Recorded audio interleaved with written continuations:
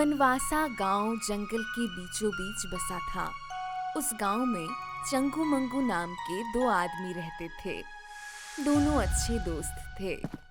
एक दिन दोनों जंगल में घूमने जाते हैं तो वहां एक अंतरिक्ष यान को देखकर हैरान रह जाते हैं। सुन बे चंगू, जानता भी है ये क्या है? मंगू भाई, किसी ने हवाई जहाज को उल्टा करके खड़ा कर दिया है। क्यों? ठीक कहा ना? बात तो तू ठीक ही कह रहा है, पर उधर तो देख। अरे कैंप? जंगल में ये कैसा कैंप लगा है?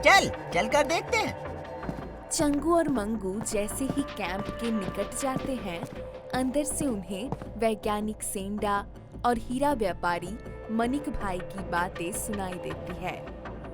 चंगू मंगू छिपकर उनकी बातें सुनने लगते हैं।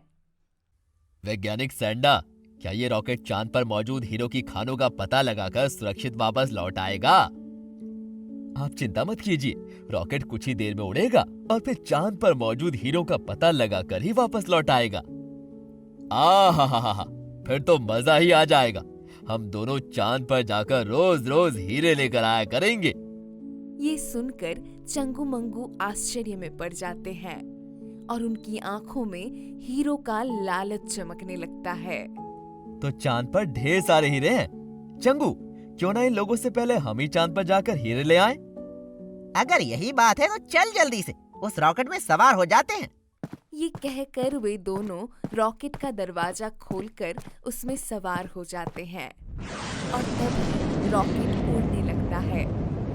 रॉकेट बादलों को चीरते हुए चांद की तरफ बढ़ने लगता है। अरे मंगू, देख तो, ये रॉकेट बादलों को कैसे पीछे छोड़ रहा है। लगता है हम जल्दी चांद पर पहुंच जाएंगे चंगू। कुछ देर बाद रॉकेट चांद पर उतर जाता है और चंगू मंगू रॉकेट से बाहर आ जाते हैं। उस समय चांद पर हल्का सा अंधेरा था। अरे चंगू, जल्दी से हीरे ढूंढ और वापस से इस यान में बैठ ले।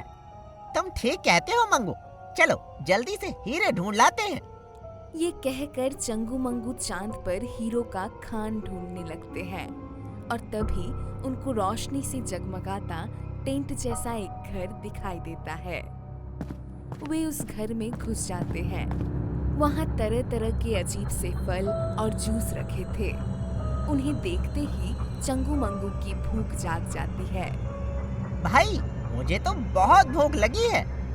मुझे तो भूख के साथ साथ ठंड भी लग रही है चंगू। तो फिर इंतजार कैसा? चल चांद के फलों का स्वाद चखते हैं। ये कहकर वे दोनों फल खाते हैं और फिर वहाँ रखा जूस पीते हैं। मगर जूस पीते ही उनकी सारी सर्दी भाग जाती है और उन्हें नींद आने लगती है। अरे कमाल हो गया, ये जूस पीते ही सारी ठंड भाग गई और नींद भी आ रही है। चलो सो जाते हैं मंगू। वहीं टेंट में दो बिस्तर लगे थे। चंगू मंगू उन्हीं पर लुढ़क जाते हैं और खर्राटे भरने लगते हैं। उधर अंतरिक्ष यान उन्हें चांद पर छोड़ धरती के लिए उड़ जाता है।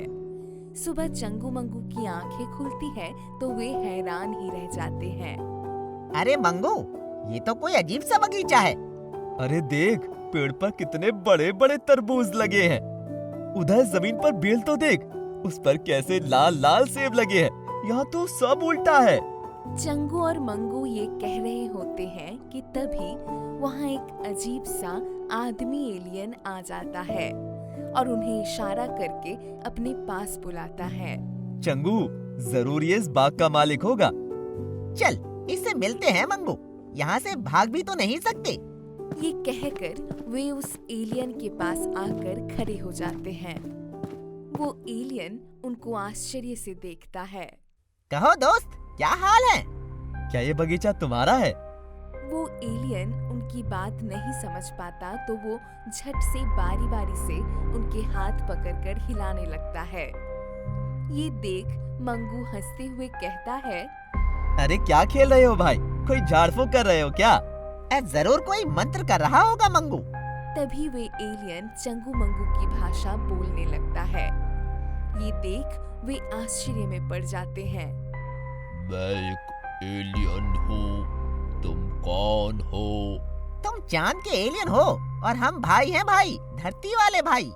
भाई, धरती वाले भाई, मेरा नाम ईलू है। तुम्हारा नाम क्या है? मेरा नाम चंगू और इसका नाम मंगू है। चंगू मंगू ईलू नाम के इस एलियन को अपनी सारी सच्चाई बताते हैं तो वो बहुत खुश होता है। वे उनसे दोस्ती कर लेता है। आज से तुम धरती वाला भाई मेरे दोस्त हो। चलो मेरे साथ आओ। हीरो की बात बाद में करेंगे। ईलू चंगू मंगू को एक शानदार गुफा में ले जाता है। आज से तुम इस गुफा में छिपकर रहना। भूलकर भी बाहर मत आना। पर क्यों ईलू एलियन? क्योंकि चांद का एलियन बहुत खतरनाक है। अगर तुम उनके हाथ लग गए तो वो तुम्हारे बदन का चीर फाड़ कर भीतरी अंगों का जांच करेगा। ये सुनकर चंगू मंगू बहुत घबरा जाते हैं और सबसे छिपकर उस गुफा में रहने लगते हैं। मगर कुछ दिन बाद उनके वहां होने की खबर गांव के अन्य एलियन को लग जाती है और वे चंगू मंगू के पीछे पड़ जाते हैं। चंगू मंगू वहां से भागते हुए खेतों में आकर छिप जाते हैं। उस समय बहुत अधिक ठंड पड़ जाती है। मंगू भाई, ठंड से जान निकल रही है। काश आग जलाकर सेक पाते। अरे घबराता क्यों है चंगू? दो माचिस है मेरे पास, अभी आग जलाता हूँ। ये कहकर मंगू जेब से माचिस निकालकर घास में आग लगा देता है और फिर दोनों आग तापने लगते हैं। तभी वहाँ एलियन आ जाते हैं और आग को देखकर हैरान रह जाते हैं। अरे ये धरती वाला भाई तो हमसे भी बहुत खतरनाक है। बहुत घातक हथियार लिए हुए है। देखो तो जमीन से कैसे निकल रहा है। इनके पास मत जाना। ये जगमग चमकने वाला हथियार खतरनाक हो सकता है। तभी वहाँ ईलू एलियन आ जाता है। ये धरती वाला भाई अपना फ्रेंड है। अगर आप कहें तो मैं पता कर सकता हूँ कि ये जगमग करने वाला चीज क्या है। हाँ पता करो, पर अपना ध्यान भी रखना। ईलू चंगू मंगू के पास जाता है तो आग की आंच का स्पर्श पाकर उसकी सर्दी भी भाग जाती है।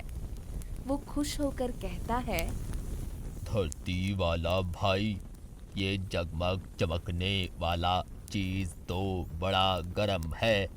इसके पास आने से तो सारी सर्दी भाग गई।